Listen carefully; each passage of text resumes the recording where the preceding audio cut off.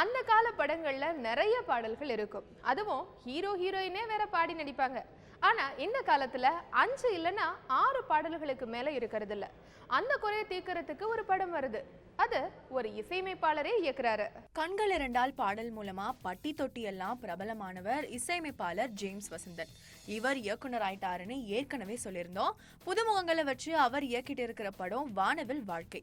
இந்த மியூசிக்கல் படத்துல 19 பாடல்களை வச்சிருக்காராம் ஜேம்ஸ். தனியா ஹீரோ ஹீரோயின் இல்லாம காலேஜ் வாழ்க்கைய, குறிப்பா காலேஜ்ல நடக்கிற கலை விழாவை மையமா வச்சு இந்த படம் உருவாகிட்டு இருக்கு. இன்னொரு சிறப்பம்சம் என்னன்னா, நடிக்கிறவங்களே பாடல்களை பாடுறாங்க. இந்த படத்துக்கான கதையையும் பாடல்களையும் கிட்டத்தட்ட 1 வருஷமா அவர் செதுக்கிட்டு இருந்தாராம். இந்த படத்துக்காக கர்நாடிக், ஹிந்துஸ்தானி, கசல், பாப், ஜாஸ்ன்னு பல ஜானர்களை பாடல்களை உருவாக்கியிருக்காராம்.